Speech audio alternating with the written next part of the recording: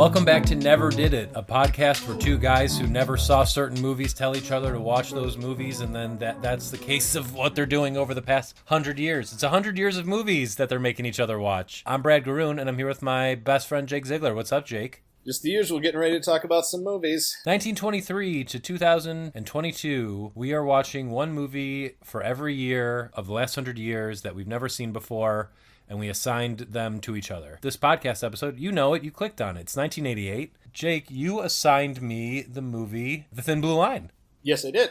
Documentary. Tell me why you gave it to me. Well, a couple of reasons. There's a couple of real good reasons. One of the first podcasts or films that we had done where I'd assigned to you was The Act of Killing, the Josh Oppenheimer documentary, and its sequel, The Look of Silence. And that documentary used recreation in a very unique kind of way. And I thought The Thin Blue Line was an interesting comparison because it also does a lot of recreation or reenacting the scenes, but it does it in a very different way and for a very different purpose. And again, at the time, that was pretty revolutionary, and not a lot of people were doing that. Also, when you watched Act of Killing and Look of Silence, we had watched an interview with Errol Morriss where he had explained, some of his feelings on documentary and things. It was like I had to fit an Errol Morriss movie in there somewhere, and this was a good place to do it, and a good movie that fits in well with what you've been seeing so far. For sure. Can you break down a bit of what this documentary is about? Yeah, definitely. Errol Morriss goes to, there's a man named Randall Dale Adams, and he was convicted of murdering a Texas police officer. There was a lot of things about the case that didn't exactly add up, and Errol Morriss goes down and he actually does, I guess, kind of an investigation where he interviews people that were involved with the case and really uncovers some pretty incredible information that turns things around for the man who was found guilty. It's kind of a stunning display of what a documentary can actually do, and that's why when I think about documentaries and feature films, like they're kind of not the same, because there's no feature film that's designed to help prove someone's innocence in a crime scenario like this. And I just think that's really cool. I think it's kind of amazing that more people don't know about this. Like, I think film people and documentary people obviously know about this movie. They know about Errol Morriss. This is not the first Errol Morriss movie I've seen. I watched The Known Unknown last year, the Donald Rumsfeld documentary, which is amazing. I think regardless of where you fall in the political spectrum, you'll be kind of blown away by the Rumsfeld documentary. I personally was never a fan of Rumsfeld while he was alive, and I still was totally captivated by him in this movie. But the reason I think it's interesting that people who aren't so into film don't know about this movie is it is the first true crime podcast. Yeah. This did what every true crime podcast is trying to do, which is have an effect on the public to the point that it makes an impact on the people that it's about. In the year after this film came out, the gentleman who had been convicted of murdering this police officer was released. The person who was actually guilty was already in prison for a different murder, so he remained in prison. Yeah, it's wild. Now, what I'll say about this movie, too, this movie would make a really interesting double feature with the B.J. Novak movie Vengeance that I just saw recently, because I think they're both kind of, well, for one thing, the B.J. Novak movie Vengeance is about a podcaster trying to go down to the South, and he ultimately uncovers some weird stuff that happened around a murder down there, or around a death, rather. And I would just be so curious to know what Morriss was going through when he was down there, because most of the people involved in the case who weren't those defending, what was his name? Adams? The one who was convicted? Yeah. Yeah, Adams. Come off as really stupid, and if not stupid, deliberately negligent and really mean-spirited in a lot of cases. Except with the exception of the people who were witness to, what was the name of the actual killer? The actual guy was David Harris. So with the exception of the people that David Harris bragged to about the murder, they all just seem like regular bystanders. He really portrays these Southerners as bumpkins. And look, they do themselves no favors. They, in a lot of cases, portray themselves as bumpkins.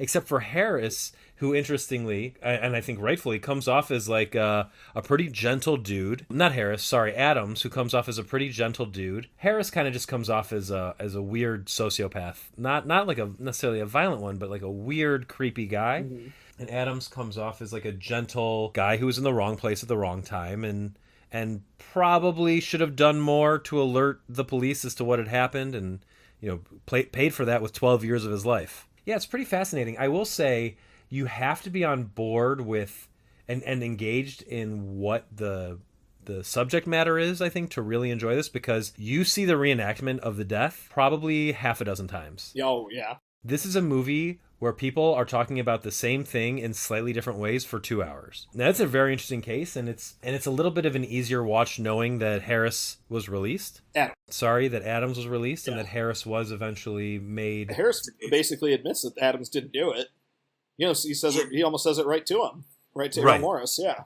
Right, but he says, he's already in jail for life. It's amazing. So the reason that Harris is in jail in the first place is because he killed a man who came after him with a gun. Well, the man deserved to die. Why did he deserve to die? He came after me with a gun. Why did he come after you with a gun? Well, all I did was kidnap his wife. This guy is a real nightmare. And he was 16, I think, when he killed the police officer. Crazy stuff. Great documentary. Pretty wild to see something like that from the 80s. Mm-hmm. So, but yeah, I think it'd be a real good watch, that along with Vengeance, which actually isn't a great movie, but a good companion to The Thin Blue Line. And then any of Morris's other documentaries are terrific. Right, yeah. The Fog of War with Robert McNamara is pretty incredible. He did one I remember called Mr. Death. Have you seen that one? No. Yeah, it's a really weird one about a guy who used to go around claiming that Holocaust, basically that he'd go around to concentration camps and say, oh no, there were no mass killings here. There's no way there could have been mass killings here because X, Y, and Z, and he really kind of got off on the notoriety of appealing to those kind of to those groups. It's really the subjects he finds and explores. He's cool, man. Yeah, that's a real bummer, because that is a pretty widespread and terrible trend now, Holocaust denial and just conspiracy theories in general. And so for that to have come out in 1999, a real drag. Right. Yeah, it's a rough one. A lot of his docs are rough to get through. They're not real easy, but Rumsfeld one and the McNamara one they're infuriating. Yeah. He's kind of, he's one of those cliche choices, because he's like the Spielberg of documentaries, but he's really good. It's just fact. It's interesting. I can't think of too many other documentary filmmakers who are still filmmakers. Obviously you have Ken Jennings, but he does these long, laborious Ken Burns, Ken Burns. I can't believe I just called him Ken Jennings. Ken Burns. I do like Jeopardy. Yeah, of course. And then you have Werner Herzog, who I think is the most interesting comp probably to Morris. Yeah. But who else? I can't think of anyone else who's done multiple documentary films that I was really interested in. Yeah, it's hard because every year when they start talking about the best documentaries that came out, it always feels like it's new people or people I wasn't real familiar with beforehand, and I'm not real sure what they did after that. I'm sure there are folks out there who could do a better job of telling us that we're wrong, but yeah, and if I looked into it, if I had some time to look into it more, I'm sure I could track a few down, but yeah. Murder Ball is one of my favorite documentaries. I have no idea who made it, frankly. Right. Or Won't You Be My Neighbor? I don't know who made that movie. Well, that's a great question. Great movie, but yeah, I do not remember the director. I'm looking these up now because I'm a little embarrassed. Okay, so Morgan Neville made Won't You Be My Neighbor? 20 Feet from Stardom? Yep. Yeah, that's one. Okay. And Roadrunner and They'll Love Me When I'm Dead. Okay. Yeah, those actually are all very good. And then Murder Ball. Murder Ball was by Henry Alex Rubin and Dana Adam Shapiro. And they also did a movie called Disconnect. Yeah, so not a lot else. And then, of course, you have movies like 13th. But Ava DuVernay she's mostly doing, narrative films. Mm-hmm. 13th is amazing. Incredible. That year, that was a stacked year, too, because there was that one that year. I Am Not Your Negro came out that year, the James Baldwin film. And the OJ Made in America, which I think is still just a mind-blowing, unbelievable, documentary. Easily one of the best I've ever seen. Yeah, but wait, I Am Not Your Negro is actually a great example of what I'm talking about, because Raoul Peck, the only other thing I'd seen of his was Eliminate All the Brutes, which is a television show. Oh, right, yeah. So, and he's doing amazing work. The way that he handles narration in his documentaries is so cool. But yeah, he made a deal with HBO and made a TV show. So I guess docs are also head of the way of comedies. Guess so, yeah. All right, 1988. I gave you Grave of the From a Bummer to a Bummer. Yeah. Oh gosh, which one is worse? Yeah. So Grave of the Fireflies. So I love this movie. Grave of the Fireflies is a Studio Ghibli production. And it is unlike any other Studio Ghibli production you'll see. For one thing, it's directed by Isao Takahata, who is very definitely not Hayao Miyazaki. I actually really love Isao Takahata's films. We'll have another one on the list for another year. Is that Only Yesterday? Yeah, Only Yesterday. Good. Grave of the Fireflies is a cartoon. That is pretty much the only thing it has in common with Miyazaki's films. The animation style is similar because it's in the same animation house, and they were partners for years, for decades, even though they kind of famously didn't always get along. This movie's rough. This movie is about two kids, and when I mean kids, when I say kids, I mean kids, like a young child and her teenage brother, who are starving to death in Japan during World War II. They'd be like 13 and 6, maybe. Very young. They are homeless and impoverished as the Imperial Army is losing during World War II. And they keep waiting. First, they have to deal with the death of their mother in a bombing raid, and then they deal with the fact that their father has probably been killed in a naval battle. And they don't know. Like there's no way to find out. Yeah. Right. And the whole movie they're just hoping that their father's going to come back for them, and things just get like darker and darker for them. And I will say this, it's an animated film. I've seen people say you should watch this with your kids. I think you could watch it with your teenage kids. Yeah. But if you have young kids, I would say definitely do not watch this with them. This movie is bleak, but it is also beautiful, and it is a real look at what it's really humanizing. The Imperial Japanese Army was, a part of the Axis powers during World War II. But those were people too, and this is a story that's not just about Hiroshima or Nagasaki. It's about the general toll that the war took on the people of Japan and the children of Japan. And I don't know. I would say it's required viewing for anyone really if you care about victims of war. What do you think of it?